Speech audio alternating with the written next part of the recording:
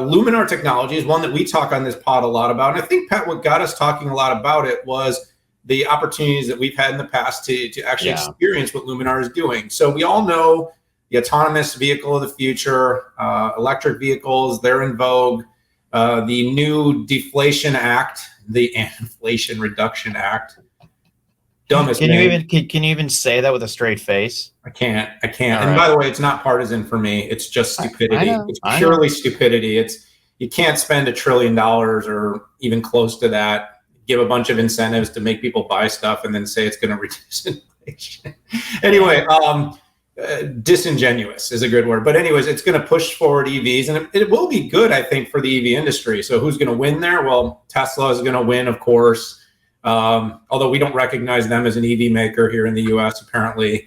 But Luminar is a really interesting company in this particular space because they build a LiDAR-based technology that can be added to the other traditional radar and vision to be able to provide a safety profile and a next generation of autonomous driving that is incredibly impressive. We've done the side-by-side. We've experienced what it looks like in a swerve, in a straight on, in a child running out from behind a car situation. And Pat, we were always impressed. And so we've been following this company closely. And let's just say this, it's early days. So we just got done talking about a company doing billions in revenue. Luminar is still very small in terms of its revenue. You know, this is a company publicly traded, has over $600 million in cash on the balance sheet, but is doing about $10 million during Q2, growing at 57%. On a year-over-year basis, losing money at this point, but it's investing massively in future growth. Company has some really great OEM partnerships, companies like Nissan, companies like Mercedes-Benz, Volvo are looking at using the technology that it provided. This is building up one of these multi-hundreds of million / billion-dollar pipelines for Luminar. So the longer term, the company's expanding, it's investing, it's adding factory and fabrication in Mexico. And really, this is a company that's building for the future. We all know the process of moving from here to full autonomy is going to take multiple years. We all know that safety sometimes takes a back seat. That's a great metaphor to price and efficiency. LiDAR has historically been more expensive, although this company is building economies of scale to take the cost of LiDAR, putting it into vehicles and making it affordable for everyone. And by the way, if you value your life, you might want to think about using the best technology, you know, the one that doesn't just crash into buildings. But it's so fun. Fun. Yeah. I'm just saying that there are certain companies that are using purely computer vision that have a little bit of a track record of running into things. Come on. Certain companies. You mean Tesla? Come on. I was let it rip.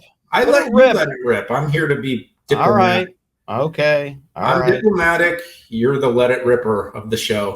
But anyways, so, you know, I guess long and short, you know, the company put on it basically its presentation, you know, listen through it. Again, this is a long-term company that you have to think is in a great position. Yeah. They're seeing big growth in commercial wins, 60%. They're seeing big growth in order books, 60% forward-looking order. You know, they're calling for something like $45 million in revenue. So again, it's not a today wildly massive production thing, but you look at the partners they have, you look at the technology, the importance of combining all the different sensors in a vehicle, and then you build it forward in some of the world's most prolific companies, you know, F1, you know, almost champions, Mercedes-Benz, Nissan. I didn't know if you'd drop it in there. I know you're a Red Bull guy.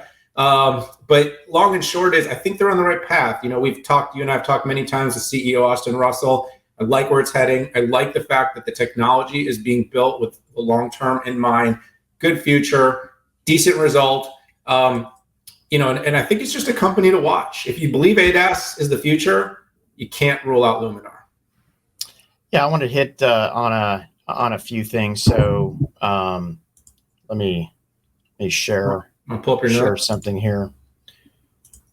Yeah, one of the things that I really appreciated was them giving finer granularity on where they were to hit their, as they call it, exponential scale, and that's, you know, the ability to deliver 250,000 units a year.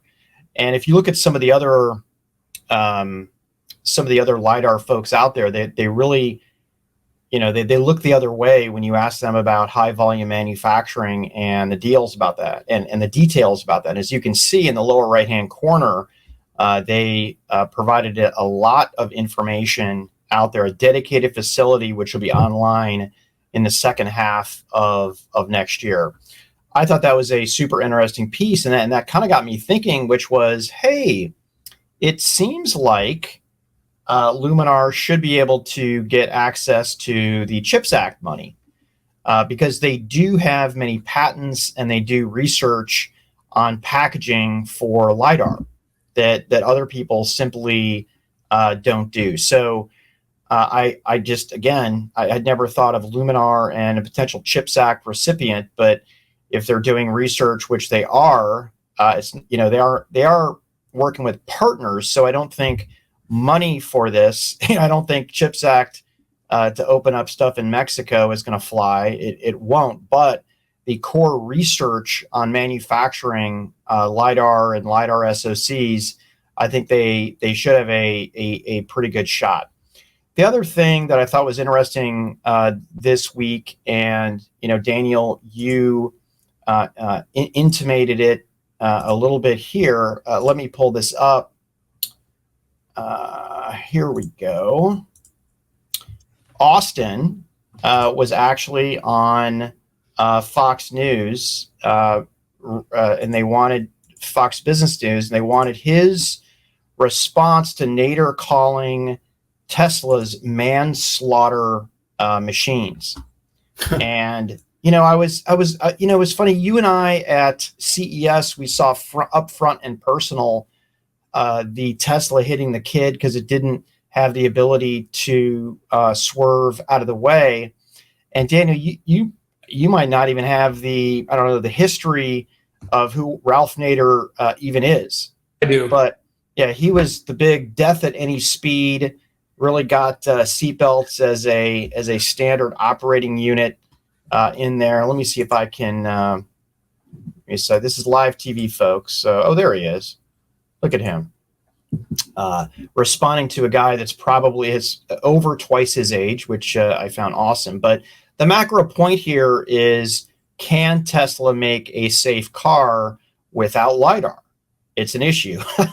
Here we go. This is what you and I saw at CES. Boop. Boop. Anyways, good stuff. I didn't talk at all about Luminar earnings. Didn't have talked to. About a couple other things, but they're in the news doing some really interesting stuff, Daniel. Well, when we do our best work here, we leave each other something to talk about. But when we do our best self-aggrandizing, we cover everything, and then we leave the other to see what we're capable of here. But I do like that you called out the things. The folks at Luminar are going to love you for calling those things out, because I didn't mention it, but I did think about it. Some of the R&D stuff, this has to be part of this Chips and Science Act. We have to be looking at innovators and disruptors. So really good call out there, Pat. I'm glad you caught that.